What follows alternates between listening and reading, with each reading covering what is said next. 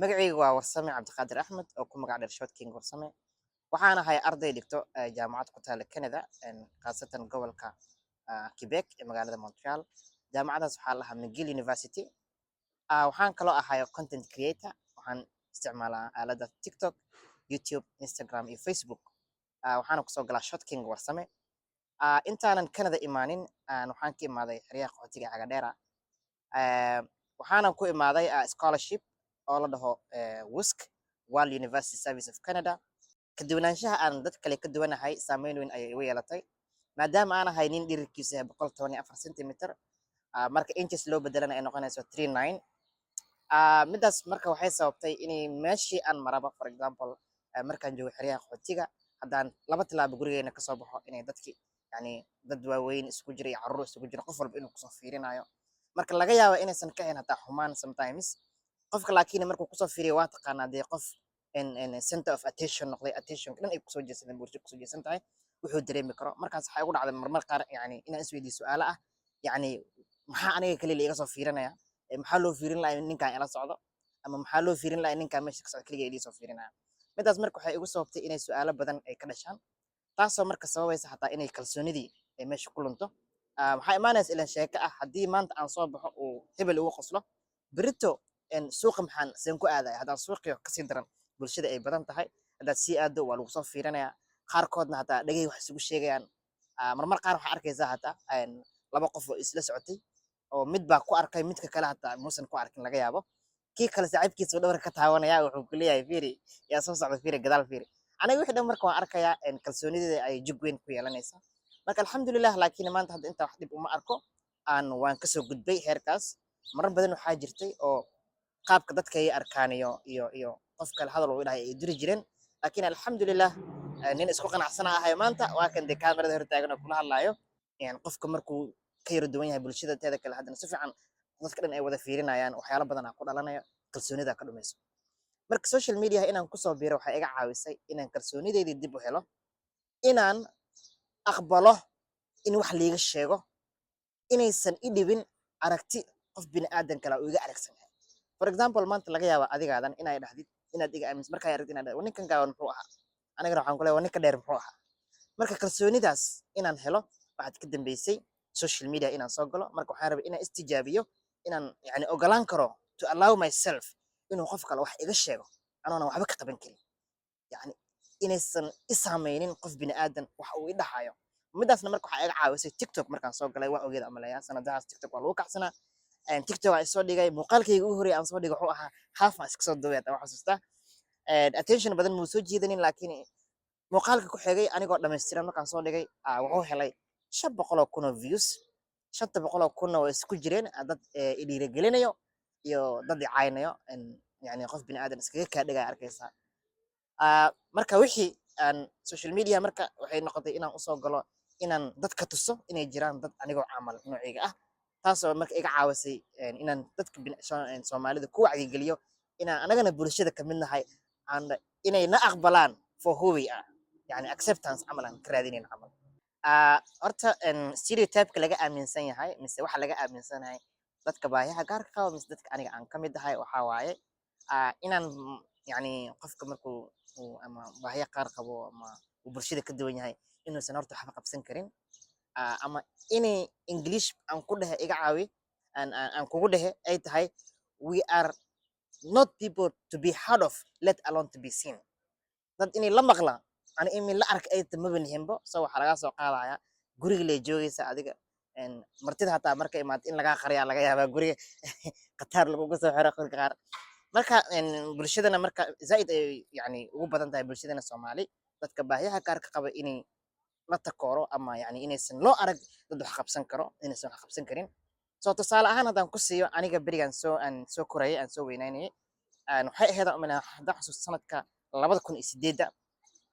xilligii dugsigayga hoose aan bilaabay primary-ga. Marka waxaa dhacday inaan gaaro xilli ama age oo aan rabo inaan iskuul aado. Waxaan arkayaa ardaydii carruurtii ila ekeed oo nursery aadayo, carruurtii ila ekeed iskuul aadayo, kuwii aniga ila dhashay oo xaabad isla joogna oo class 1 iyo class 2 kala ah, iyo anigoo dugsiga markaan aadayna qof la igu daraayo oo yani anoosan qof i raacin dugsiga ma aadi karin. iskuulna warkiis iska daa. Marka waxaa dhacday inay aan maalin aniga iyo yarkoo saaxiibkay ah is soo raacno oo aan dhaho niyow aniga ma garatay aniga iskuulaan rabaa inaan aado buug iyo qoday miiskan kasoo qaatay aabihiis ahaa marka buug iyo qalin aan soo qaadana waan soo baxnay waxaa imaaday marka iskuulka Upendo Primary School ilinkiisa imaanay galabley iyo subaxley la kala jiro waxaan xasuustaa kuwa galabta marka rabo inaan aado maadaama subaxda dugsi aan dhiganayn soo marka iskuulka ilbaabkiisa imaanay helmastii Allah u naxariistay waagaas hadda ma nool Allah u naxariistay joogay ayaa marka albaabka noo qabtay markaas wuxuu dhahay waraan inta u socotiin markaas waxaan rabnaa anaga in nala diiwaangeliyo iskuul nala diiwaangeliyo saas noo fiiri xariifka ila socday marka waa nin laba jibaarkayga laakiin waan isla egnaa marka xariifkii inuu soo qabtay buu dhahay adi kac ofiska aad waxaa lagu soo diiwaangeliyay adin wuxuu cunugan xaafaddu ugu yar yahay dhankan xaafadda dira is too young iskuul ma dhigan kara camal marka eedahan ninka kama yari isku facanaay wuxuu igu qiimeeyay size-kayga soo marka aabahaygana marka way ku adkaatay inuu iskuul igeeyo waagaas wuxuu lahaa yani wuxuu dhahay camal cunugayga waa liiga qoslayaa ama waxay iga dilayaan carruurta iga dilayaan mise carruurta iga foodeynaan it was true runtiisa wax bulshada ka jira waaye laakiin waxaan idin leeyahay aan dadka Soomaalida usoo bandhigaya maanta qofka hadduu baahiya qaar qabo ma ahan inuusan wax qabsan karin ma ahan inuu yahay qof dependent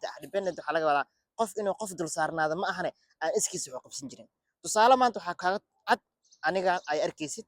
oo once upon a time guri la igu soo xiray ama dadka bulshada laga qirin jiray maanta inaan wadan shisheeye keligay joogo laba boorso oo 23 kg xaafadeena aan kasoo qaatay aan meelaan dadka aqoonin qof islaamna iga horreynin inaan imaado aan wax ku dhigan karo qof i caawisaanan jirin alxamdulilah iskayga waxaan qabsanaya dadkaygaan la dhaqmaya bulshadeedaan la hadlaya marka waxaan u gudbinayaa inay waxyaalaha laga aaminsan yahay dadka baahiyaha qaarka qaba laga soo tago uu noqdo dhaqan xun oo laga soo tegay horta familka aniga aan ka dhashay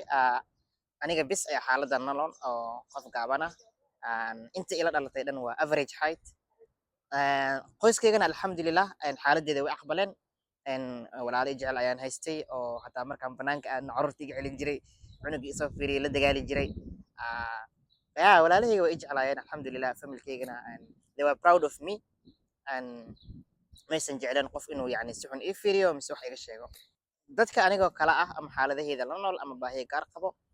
fursado badan ay u baahayin ayaa jira haba ugu horeysa mid ah qoyskay ka bilaabata cunuga in la tuso inuu yahay part of the family aanan lagu faquuqin xaaladda uu markaas la nool yahay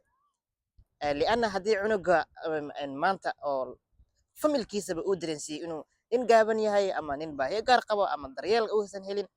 kalsoonidiisa ayaa halkaas ku baaba'ayso weligiisna wuxuu aaminsanaanayaa inuusan wax baran karin oo cunuga inuusan